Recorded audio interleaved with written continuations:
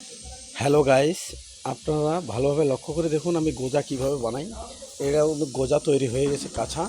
আমি এখন এটা বানাইলাম, এটা এখন কাঁচা। আপনারা লক্ষ্য করে দেখুন, কিন্তু বানাইলাম এখন কাঁচা। ঠিক আছে, আমি এখন এটা গুঁড়িয়ে দিব, তেলে ভাজবো। কিভাবে ভাজি আপনারা লক্ষ্য করে দেখুন। আমি এখন এগুলো তেলে ভাজতেছি, আপনারা লক্ষ্য করে দেখুন কীভাবে তেলে হচ্ছে। এই হওয়ার পর আমি গুঁড়ে কীভাবে ভাজবো ওটা আপনাদেরকে দেখাবো। হ্যাঁ, হ্যালো গাইস, আপনারা লক্ষ্য করুন ভালোভাবে। এটা কিন্তু গোজা। আপনারা লক্ষ্য করে দেখুন এই ছেলেটা গোজাতে আদা দিবে বিধায় আদাগুলা কীভাবে পাথর দিয়ে বাটি নিচ্ছে। আদাগুলা দেখুন, আপনারা লক্ষ্য করে দেখুন এই আদাগুলা কীভাবে বাটি নিচ্ছে এই ছেলেটা গোজাগুলা বানাইছে। এই ছেলেটাই কিন্তু গোজাগুলা বানাইছে, বুঝতে পারছেন? এই দেখুন কীভাবে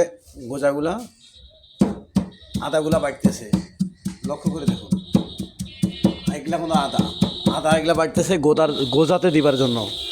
গাইস, আমার গোজাগুলা সিদ্ধ হয়ে গেছে, তেলে ভাজা হয়ে গেছে। আমি এখন এটা তুললাম, তেল থেকে তুললাম, এই এখানে রেখে দিলাম। দেখতে পাচ্ছেন এই কীভাবে তুলতেছি, আপনারা লক্ষ্য করে দেখুন। তেলটা ভালোভাবে সেঁকে নিতে হবে, তেল ওঠা যাবে না। এবার দেখুন, এই রেখে দিলাম।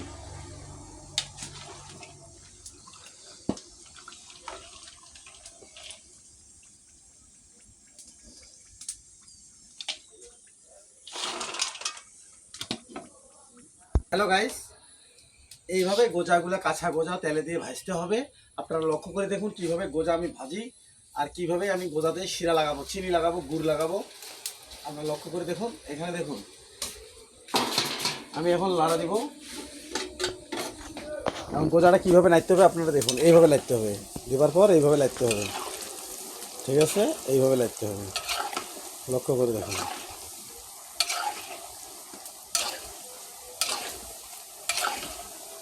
এই গোজাটা এইভাবে সিদ্ধ হবে, তারপরে তুলতে হবে। এখন ভাজা হবার পর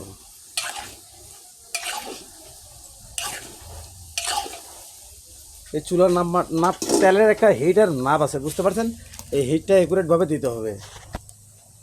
এই দেখুন কীভাবে চুলাটা জ্বলতেছে আর কীভাবে হিট উঠতেছে। এই যে গজা। হ্যালো গাইস, আমার গোজাটা কিন্তু হয়ে গেছে। আপনারা দেখুন, লক্ষ্য করে দেখুন, গোজাটা আমার কিন্তু হয়ে গেছে। এখন আমি গোজাটা নামাবো। হ্যাঁ, এই গোজাটা নামাবো, এরপরে ভাজা শেষ। এখন আমি গুড়ের শিরায় দিব। আপনারা লক্ষ্য করে দেখুন, আগে গুড়ের শিরাটা তৈরি করে নেব। তৈরি করাটা আপনাদেরকে দেখাবো আমি কীভাবে তৈরি করে নিতে হয়। এই যে গোজা কীভাবে রাখতে হয় আপনারা দেখুন।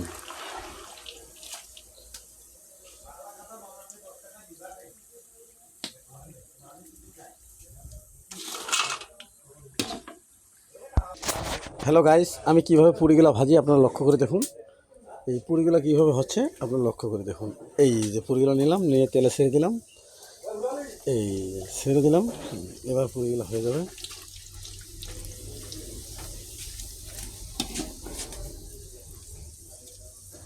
দেখুন পুরিগুলা হয়ে যাচ্ছে, কি সুন্দর পুরিগুলা হয়ে গেল, দেখছেন? এবারে আমি একটা উল্টে দিলাম। পুরিগুলা ভাজার পর আমি গোজাতে কীভাবে শিরা খিলাতে হয় আমি ওটা আপনাদেরকে দেখাবো। লক্ষ্য করে দেখুন, গোজা কীভাবে বানানো হয় ওটা আমি আপনাদেরকে দেখাবো। এই পুরিগুলা ভাজার পর বিস্তারিত আপনাদেরকে দেখাবো, ঠিক আছে? এই পুরিগুলো আমি বানিয়ে ফেললাম। এই পুরিগুলো ভাজা শেষ করে দিলাম, আপনারা দেখুন। এবার এই গোজাতে আমি শিরা খাওয়াবো কীভাবে। এগুলো হচ্ছে গোজার শিরা খাবো। এটা হচ্ছে পুরি গরম, এখন ভাজলাম।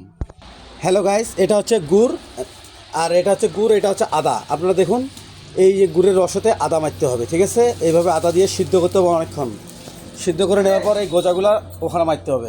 রসটা কিন্তু এখনও হয়নি। আপনারা দেখুন রসটা কীভাবে থকবক করতেছে, রসটা পাক চলতেছে। এই দেখুন, এই আমার শিরাগুলা কিন্তু হয়ে গেছে। আমার গোজার শিরা হয়ে গেছে। দেখুন শিরাটা লক্ষ্য করে দেখুন, এইভাবে শিরাটা জাম করে নিতে হবে। শিরাটা এই জাম করে নিতে হবে। এবার আমার শিরাটা ওকে। এখন আমি গোজাতে শিরা দিব। আমার গোজাগুলো হয়ে গেছে, এখন চুলা থেকে নিচে নামাইছি। এই দেখুন শিরা আমার হয়ে গেছে। এখন আমি গোজাগুলো দিব, দিয়ে আমি গোজা রস খাওয়াবো। এখন এই গোজাগুলা আমি রসে দিব। আপনারা দেখুন রস কীভাবে খায়। এই দেখুন, লক্ষ্য করে দেখুন আপনারা এই গোজাগুলো আমি কীভাবে শিরা খেলাই। এই যে আমার গোজাতে শিরা খাওয়া হয়ে গেছে।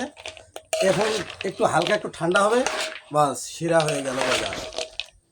একটু ঠান্ডা হয়ে গেলে গোজাটা হয়ে যাবে।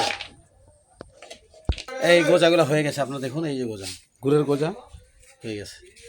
হ্যালো গাইস, আমার গোজা তৈরি হয়ে গেছে। এখন আমি গোজাগুলো ওঠাবো কীভাবে আপনারা দেখুন।